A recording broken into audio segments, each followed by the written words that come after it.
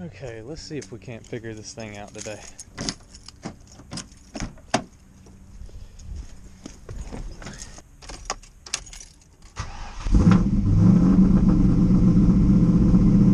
Man, that sounds so good.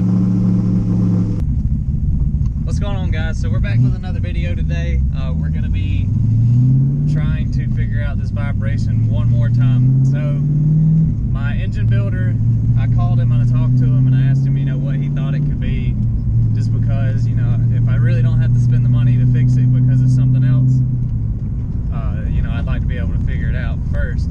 So I called him up and I told him what the car was doing, and he said, the last thing I could check would be the pressure plate. He said he really don't think it's just going to be a rod bearing, a connecting rod bent.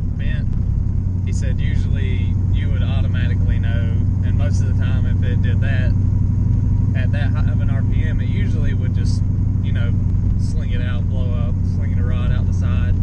So what we're going to do today is we're going to check the pressure plate, and so we'll be pulling the transmission out, seeing what we can find in there. And he said what happens is usually the pressure plate will get off-centered, and what it'll do, and not the actual where it bolts on, but the center plate where the springs are to release the clutch, he said that can get off-centered. He's seen it numerous of times. So we're going to be checking that today. So fingers crossed once again. I hope that's what it is, but I'll pick the video up once we get to the shop. Oh, we finally arrived at the shop, and man, it's a beautiful day. It's been raining here for, 3-4 days straight. Anyways, guys, as you can tell, we are at the shop, and first thing I'm gonna do is get changed, get the car in here, and start ripping that transmission out. Man, you guys aren't gonna believe what I just did. Man, I got all the way up here. Look what I'm wearing. How am I gonna work on a car in Sperry's? Alright, guys, so we're in the shop now, got changed and everything. Went and got my shoes. Had to go all the way back to the house to get my shoes, but anyways, we're gonna hop in the car, and first things first is take the shifter loose. Alright, guys, so we are make sure this thing is on. We're in the car now, and of course first thing to do is take the shifter out if you want to pull the transmission, so you don't have to get back in here and do it. Man, I got that shifter really tight. Anyways, first thing is take the shifter ball and the lock nut off. Mine's a 19, yours is might be a different size, but that's what mine's got. And then this will just pop out. Okay, and this will come up, and I'm just gonna leave this set over to the side because I have those wires for my AC switch. This is how my AC works on it. And I'm pretty sure these are 13s, and we'll get to those next. Yeah, guys, these are 13s. This is a SVE short throw shifter from LMR. My little rubber gasket in the middle actually has come apart there, which I figured would happen, but no big deal. It just gives a little extra dampening. I'll take it out. Doesn't bother me that it's out. I'm hoping I'm getting this for you guys. Like I said, I got the head mount on. I can't really tell what I'm doing. I'm pretty sure it's got it though. The GoPro's got a pretty wide angle lens. Alright, guys, so we got the inside of the car finished up. Now what we're going to do is put it on the lift, raise it up, and start taking everything else loose. So I got the car on the lift. What I'm going to do is I got the GoPro back on the tripod. So what I'm going to do is just probably time lapse through it, because the video would be way too long just to show you every little step I do. So what I'll do is I'll tell you what I'm taking loose, and then I'll time lapse through it, and that way the video would go by so much quicker. It's kind of dark under here. I don't know how good you guys can see, so turn my light on. So the first thing I'm going to do is I'm going to get my transmission jack and get it over here, and then just put some pressure on the transmission, because what I'm going to do is take out this cross member first. And a lot of people take out their exhaust. I actually don't take out the exhaust on it because I can get this cross member out without having to do that, and it saves me a lot of time. So first thing first, we're going to take out these two bolts. That's 13s.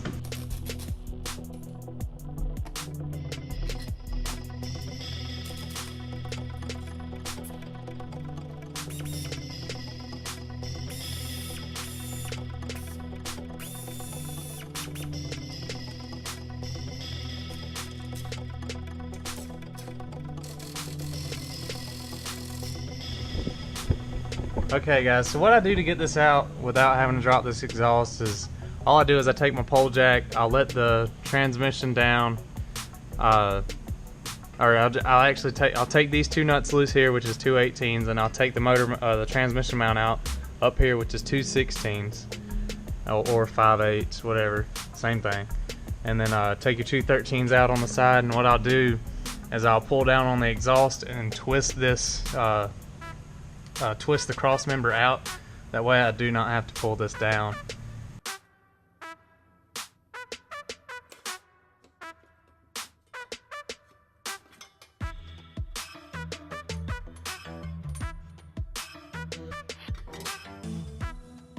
Alright guys, that took a little longer than expected. I put some Loctite on the transmission mount bolts, and apparently it did what it was supposed to do. It was super tight. I had to break out my big expandable ratchet and break it loose, but it should be smooth sailing from here. But the next thing we're gonna do is we're gonna take out the four mounting bolts for it and unplug the wires, which only take just a second. Easy as that.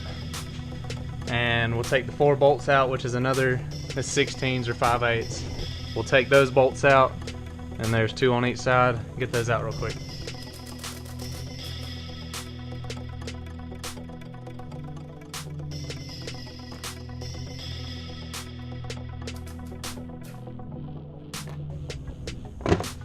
Alright guys, and before I take the last bolt out, I'm going to go ahead and remove the drive shaft and get me a little drain pan in case any fluid comes out.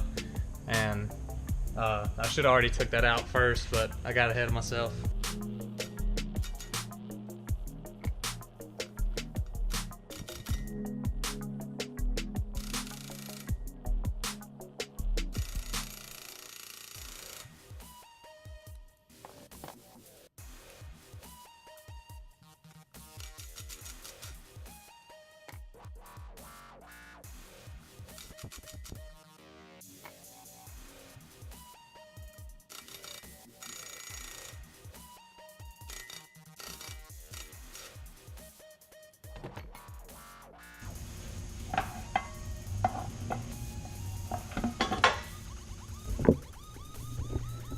Okay guys, so I got the drive shaft just sitting up in there. I just leave it hanging in there. It doesn't get in the way or anything, so it should be fine.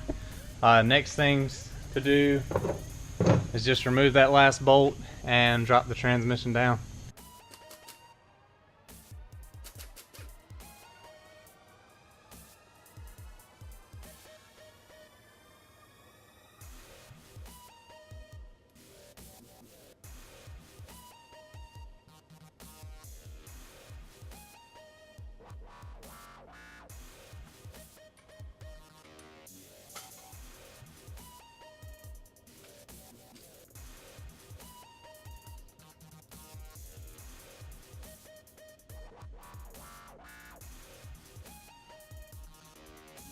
So I got the transmission out. Another little thing I like to do is take a couple rubber gloves.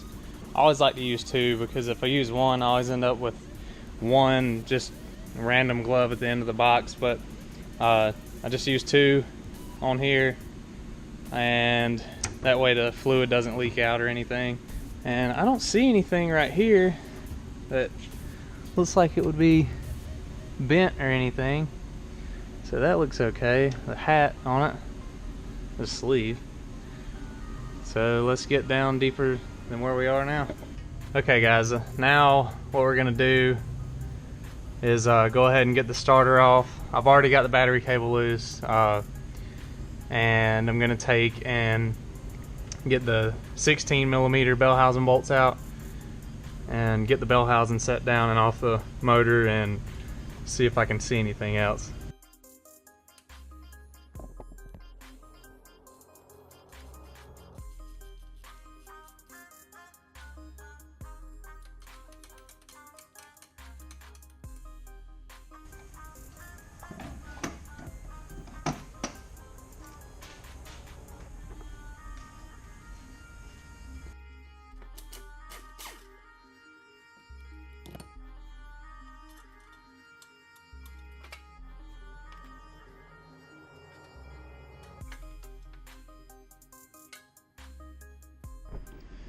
Sorry guys, my camera battery was getting a little low, so I cut the camera off for a few minutes. But I don't see anything really wrong with the clutch or the pressure plate.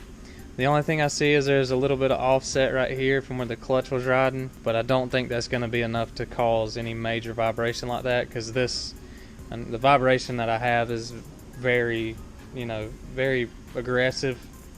So what I'm going to do, I'm going to take the bell housing. I'm just going to bolt the bell housing back to the motor, that way I can put the starter on.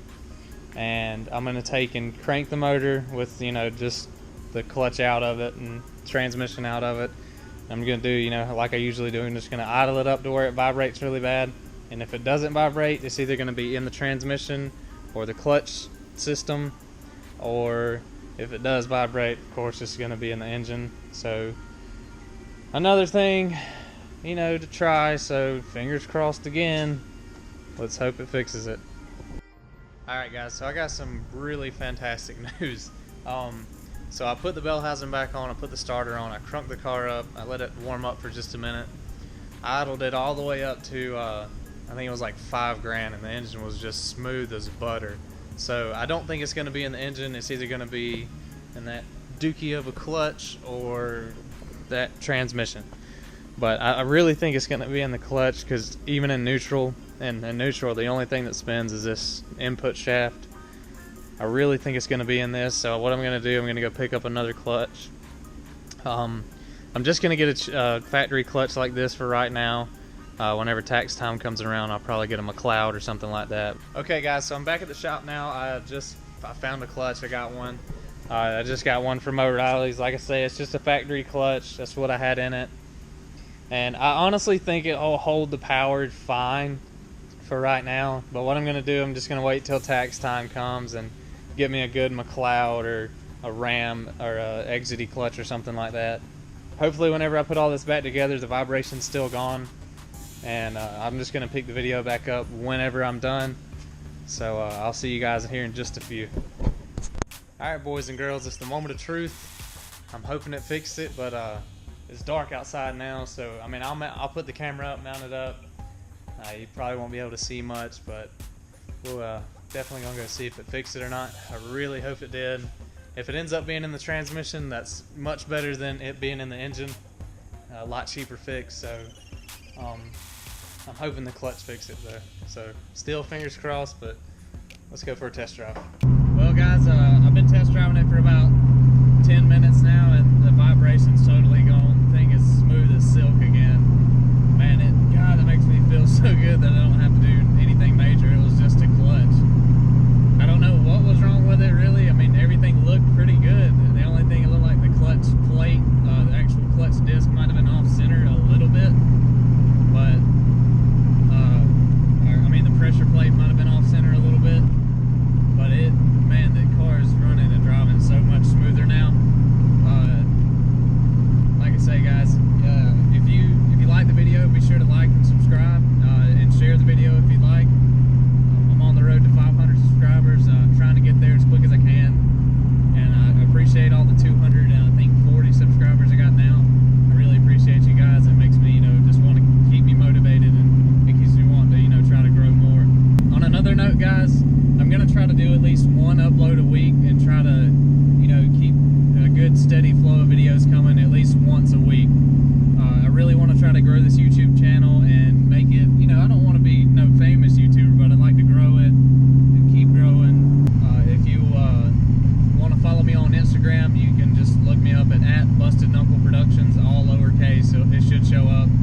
I got pretty good content on there as well. I try to just do little things with the car, just daily stuff, nothing major, but